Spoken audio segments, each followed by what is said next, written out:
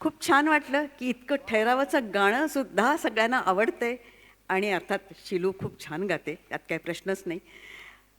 गेले महिनाभर खरं तर तिच्याकडे तिच्या दोन्ही मुली आणि जावई आलेले होते.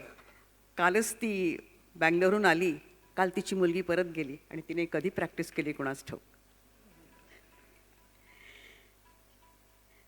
गुजर जाते हैं लम्हे मुसाफिरों की तरह, गुजर जाते हैं लम्हे मुसाफिरों की तरह, यादें वही खड़ी रह जाती हैं रास्तों की तरह.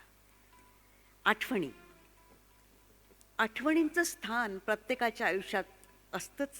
कधी खास असतं, कधी त्या आपल्या येत राहतात. आठवणींचं काय, त्या वेगळ्या काढाव्या लागत नाही, त्या येतच असतात. आठवणी आयुष्याला रंग देतात. आठवणींशिवाय आयुष्य म्हणजे कसलं आयुष्य ते. जरी अनेकदा लोक म्हणतात की वर्तमानात जगलं पाहिजे, भूत भविष्य कसला विचार केला नाही पाहिजे आणि वर्तमान is the only thing, the true thing. पण आठवणींशिवाय आपण आयुष्य इमॅजिन करू शकतो का? एक रंगहीन चित्र काढल्यासारखं आयुष्य असेल आठवणींशिवाय, नाही का?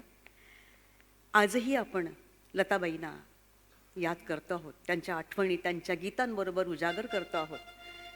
त्या गेल्या तेव्हा सगळा देश त्यांच्यासाठी हळहळला होता. रादर सगळ्या जगातच जिकडे कुठे लताबाईंचं नाव त्यांचं गाणं ज्यांनी ऐकलं ते सगळे हळहळले होते. पण खरं तर आज 4 वर्ष झाली लताबाईंची गाणी आपण तेवढीच ऐकतो आहोत, तेवढीच ती रेडिओवरून, त्याच्यामध्ये काहीही कमी झालेलं नाही आहे. त्यांच्यावरचे संगीत मैफिली तेवढ्याच चालू आहेत, रादर थोड्या जास्त चालू आहेत त्या गेल्यानंतर. त्याच्यामुळे हे कलावंत, इतक्या उत्तुंग प्रतिभेचे हे कलावंत जेव्हा जातात तेव्हा ते खरं तर जातच नाहीत. आजही आशाबाई आपल्यात नसल्या तरी पण त्या आपल्यातच राहणार आहेत, कारण त्यांच्या प्रतिभेने त्यांना एक अमरत्व बहाल केलेलं असतं. हे पृथ्वीवरचे लोक नव्हेतच, हे गंधर्वच म्हणायला पाहिजे. त्यामुळे हे आठवणींचं गाणं आता आपण ऐकूया.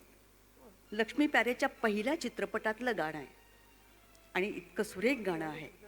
त्यांचं संगीत कसं बदलत गेलं हे सुद्धा आपण आजच्या ह्या कार्यक्रमात बघणार आहोत. लताबाईंचे काही आवडते संगीतकार, वेगवेगळे संगीतकार आणि त्यांच्या गाण्याची बदलती पद्धत, हे दोन्ही आपण या कार्यक्रमात बघणार आहोत.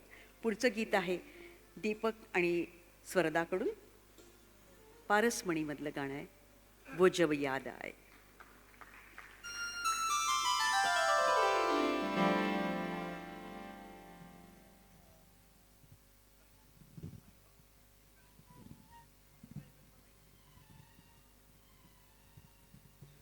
Hello hello